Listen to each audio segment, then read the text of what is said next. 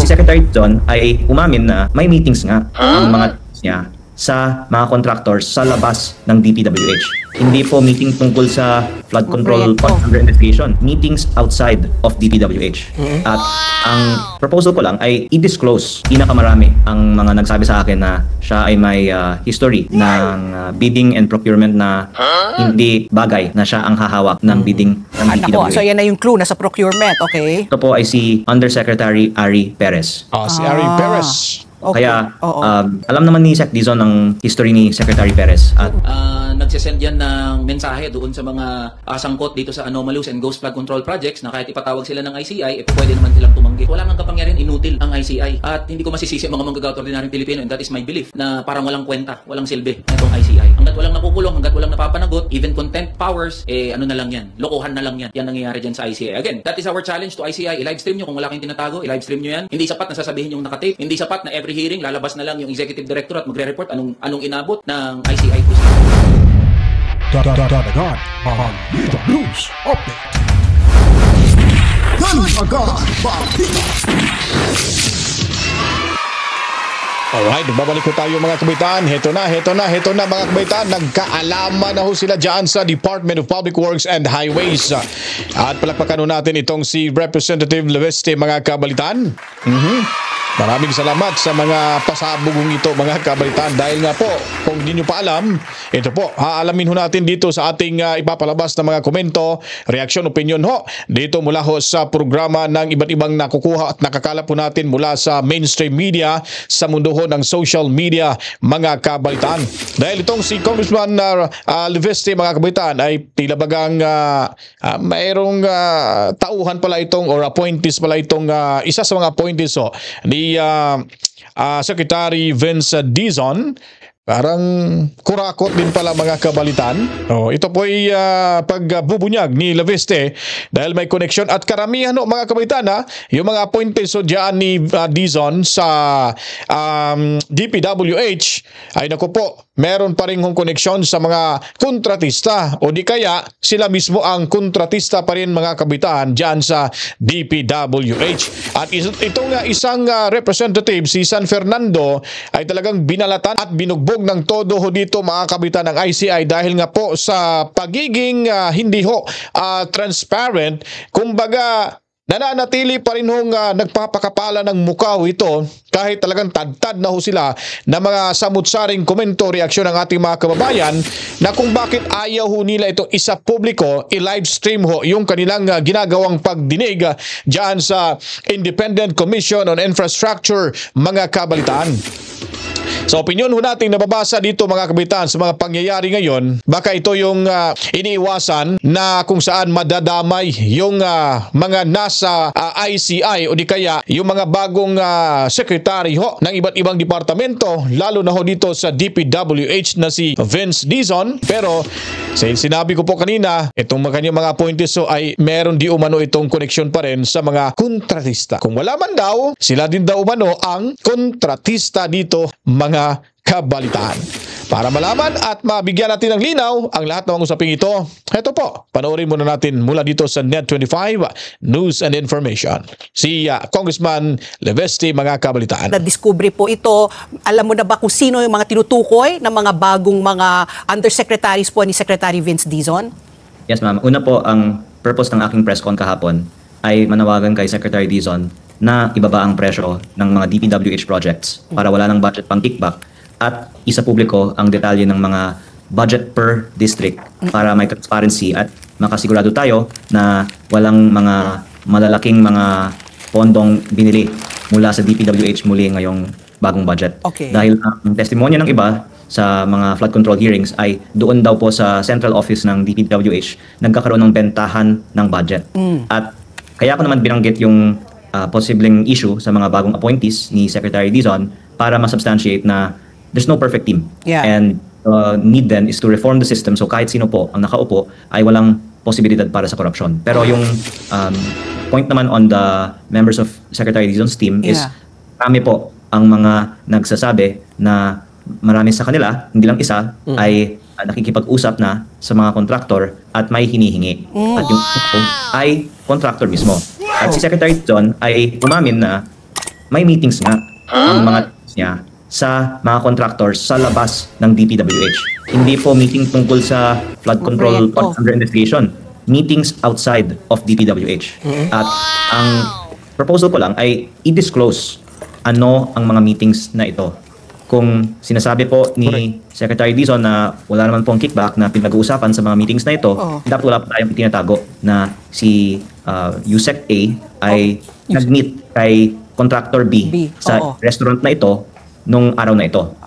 Kung nga naman mga kabalitaan, di ba? Kung ito po ay legit to na operation ng Department of Public Works and Highways, di po ba nasa batas ho natin yan na bawal hong makipag-meet up po sa isang kontratista ho ng gobyerno sa isang pribado hong lugar like restaurant, coffee shop, o kahit saang lugar mga kabitan na pribado. Kaya kung transaksyon ho ng gobyerno at ng kontratista, ay dapat to nasa publikong office ho mga kabitan. Like sa DPWH, pumunta ho sila doon. Mag-usap-usap ho sila for the sake of transparency mga kabitan at ma-inform ang people na ito yung magiging posibilidad ng mga proyekto. But the question is, bakit kaya? Ano bang meron? Ba't hindi nila magawa ho sa loob ng kanilang office?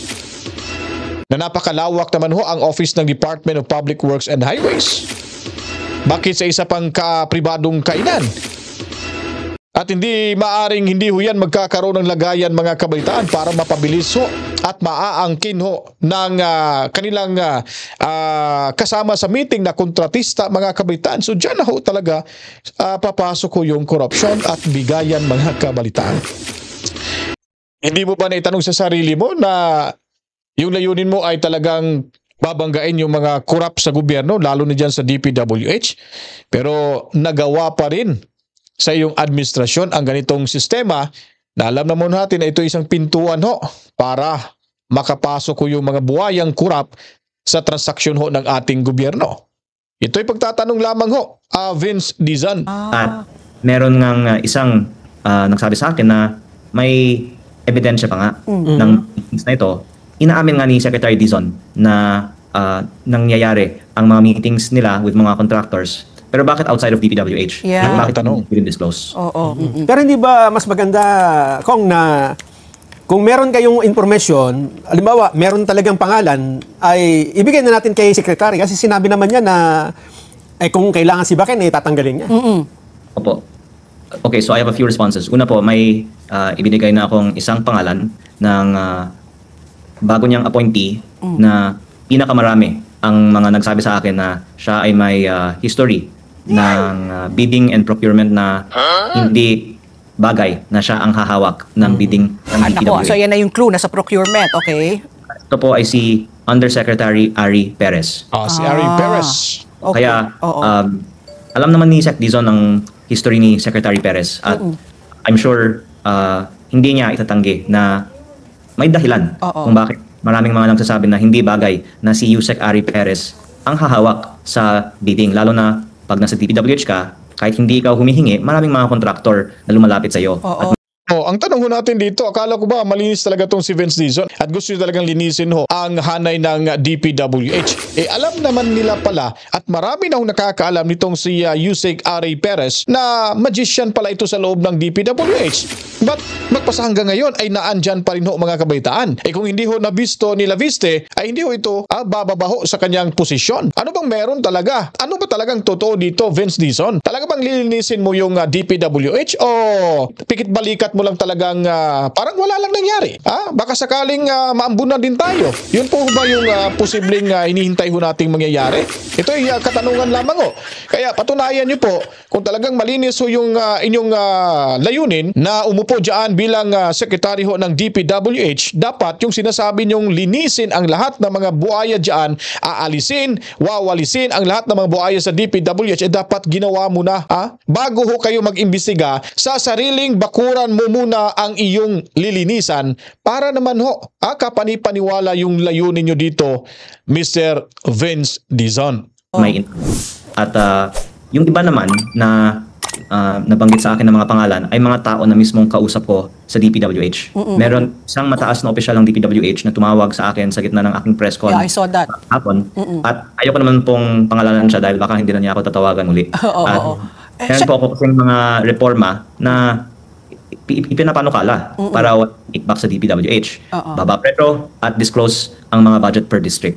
At ang mga idea na to ay sa tingin ko talagang kinakonsidera ni Secretary Dizon. Pero kung papakalaan ko naman ng mga USEC niya na may alegasyon mula sa iba, ay baka madidiskaril pa ang ating mga proposals. Yeah. Pero ang point ko nga is, one, it's good to be transparent, and two, there's no perfect team, but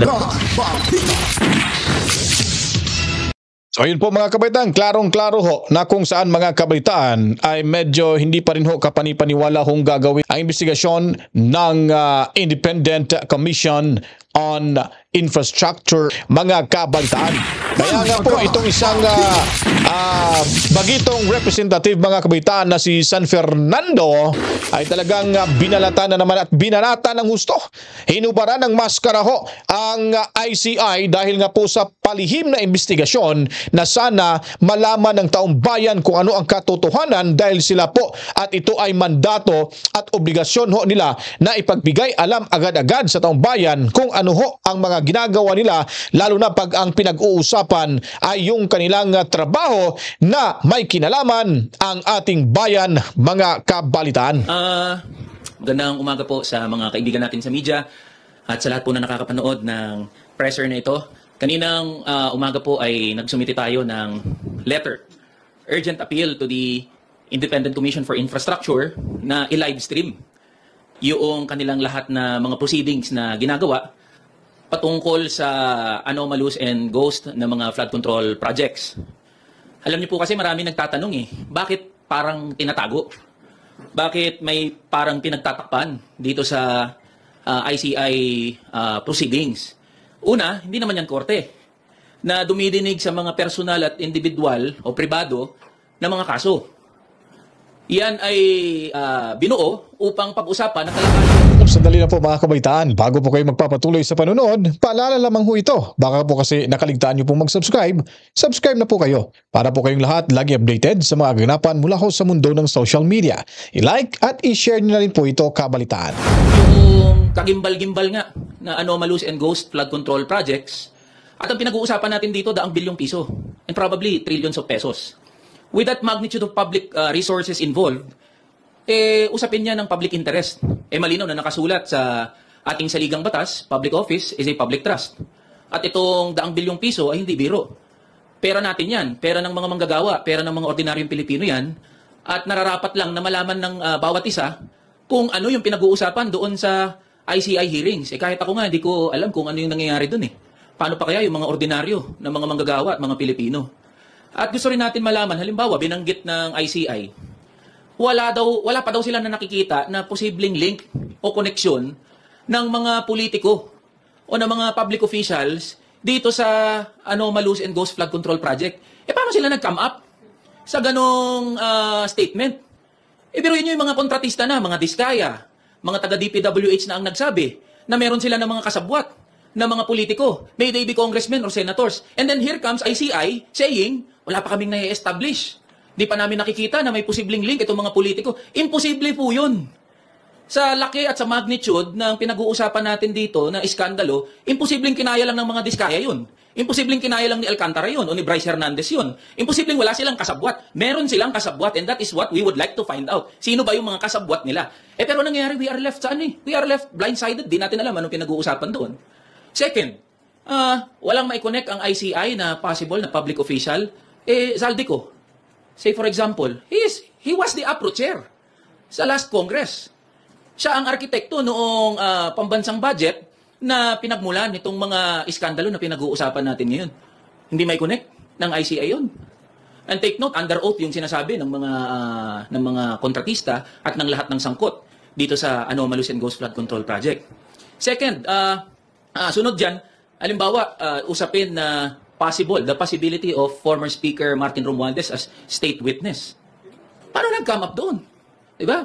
Ano ba pinag-uusapan? Ano yung mga tinatanong doon sa ICI hearings? We would like to find out. Ngayon, kung mananatili ang ICI na sarado sa publiko, hindi natin masisisi ang mga Pilipino na pagdudahan at mawalan ng interes, mawalan ng tiwala sa proceedings ng Independent Commission for Infrastructure. Mali ata yung pagkaintindi ng ICI sa salitang independent. When you say independent, dapat impartial. Hindi independent ng kayo-kayo lang yung nag-uusap dyan sa ICI. Dapat lahat tayo involved dyan. And that is what we would like to, we are appealing to the ICI na i-live stream nyo ho ang mga proceedings, mga hearings. Gusto naming malaman anong pinag-uusapan nyo dyan. Gustong malaman ng mga manggagawa at ordinaryong Pilipino kung paano yung takbo ng ICI hearings. So yan yung rason kung bakit tayo pumunta kanina sa ICI. Pangalawa, nag-file tayo ngayon ng authorizing the Secretary General of the House of Representatives para doon maka-access ang publiko, interested parties, groups or individuals doon sa Statement of Assets, Liabilities, and Net Worth. So this is in line doon sa binanggit na rin at ginawa na rin ng Ombudsman na pagsasapubliko ng salin ng public officials. So to those interested parties, groups, individuals na gustong maka-access po ng salin ng kinatawang ito, welcome po kayo na busisiin o makakuha ng copy ng aking salin. At we urge our fellow colleagues, our colleagues in the House of Representatives na to do the same, to authorize the Secretary General na isapubliko yung mga salin ng ating mga kasamahan. After all, kung wala naman tinatago, sa publiko na, ipakita na sa publiko kung ano yung laman ng salin. Dapat kasi maging kahiyahiya ang korupsyon Dapat maging kahiyahiya yung usapin ng extravagant and lavish lifestyle ng mga public servants. Yun ang ano natin. Yun ang punto natin dito. So, we urge our colleagues na to do the same, to follow. May mga nauna na ng mga House members na isinapubliko ang kanilang salin. And so, ayun. I am open for questions sa ating mga kaibigan sa media. Kung dun muna sa ICI po. So kahapon po nag-withdraw na nga daw po ng cooperation ng mga Diskaya from cooperating with the inquiry. Doesn't this hammer home the point na toothless or useless yung ICI? Kasi for one, di na nga public yung hearings. At pangalawa, kayang mag-walk away ng mga Diskaya from cooperation just like that. Yes, tama. Walang pangil, walang kapangyarihan yung ICI. Nagiging isang malaking PR na lang yan. At hindi natin masisisi yung mga tao kung tinitignan yan na parang nag-whitewash na lang. O parang may pinoproteksyonan na kaalyado ng administrasyon. Uulitin ko, sa laki nga sa magnitude ng public resources involved. Ba't wala pa napapakulong hanggang ngayon? Very consistent naman kami doon sa sinasabi namin, along with other minority members, na kung gusto talaga ng administrasyon na may mapanagot, even without the ICI, the President can mobilize the entire instrumentalities of the government. Ombudsman, NBI, lahat pakilusin niya. Ang dami nang pwedeng tuntungan meron ng mga pronouncement under oath, yung mga kontratista, meron na rin mga publicly available documents, so we can establish a case. Ang problema hanggang ngayon, ayan pa rin, pahaba ng pahaba yung mga hearing, mas nalilito ang mga tao, ano na ang nangyayari. So, tapos sinabi pa ni Claire Castro, spoke sa Claire Castro na humihingi siya ng kahinahunan sa mga Pilipino, maging kalmado daw. Masisisi po ba natin ng mga Pilipino at mga manggagawa na hindi magiging kalmado kung nakikita nila na itong mga proceedings, especially ng ICI, walang pinatutunguhan? Pahaba ng pahaba yung hearing, parami cast of characters, and at the end of the day, walang mapapanagot. So, baka kailangan hong mag-introspect ng palasyo patungkol sa usapin na to. Sir, meron pong statement din yung kasamahan nyo sa minority na si Congressman Edgar Erice. He urged President Ferdinand Marcos Jr. to call a special session of Congress to swiftly pass legislation granting full investigative powers to the ICI. Kayo po ba, do you share the same sentiment? Yes, we support that. Kabilang din po ako sa naghain ng House Bill na nagbibigay ng kapangyarihan sa komisyon, contempt and subpoena powers. So we support the statement of Senior Deputy Minority Leader Edgar Erice.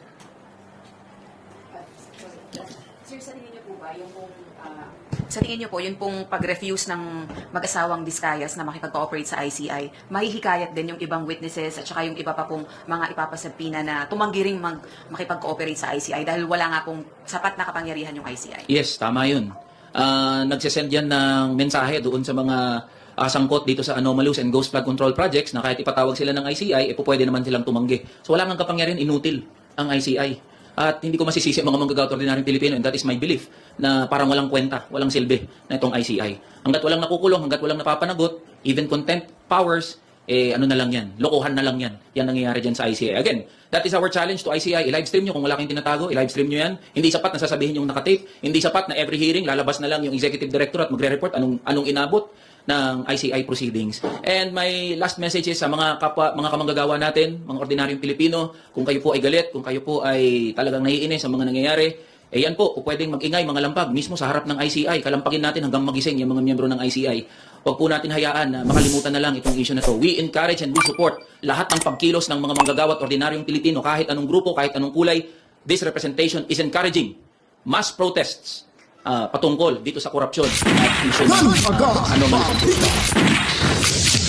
So napakaganda ho yung mga sinasabi dito mga kabalitaan ni Representative San Fernando, mga kabalitaan, kung saan po ay talagang kanyang binanatan ho ng gusto dito itong ICI at sinabihan ng inutil ho mga kabalitaan. Totoo naman ho talagang inutil dahil una wala hong kapangyarihan, ginagastusan ho pero parang yung ginastos ho dito ay para lang maproteksyonan ho yung talagang arkitekto ng nakawan ho sa ng korupsyon ho.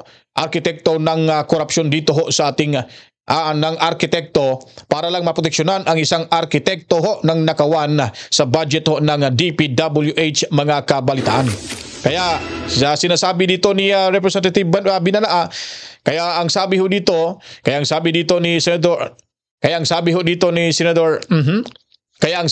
ni Representative San Fernando mga kabalitaan ay talagang kakalampagin. Kaya ang sinasabi rito ni Representative San Fernando, mga kabalitaan, ay talagang kakalampagin natin, ay talagang kakalampagin ho natin mga kabalitaan para ho magising ho yung mga animal na ito mga kabalitaan, dahil baka siguro nabibigatan na sa kanilang bit-bit ho sa kung ano mang merong laman ng kanilang bulsa mga kabalitaan. Kaya kung ganoon mga kabalitaan.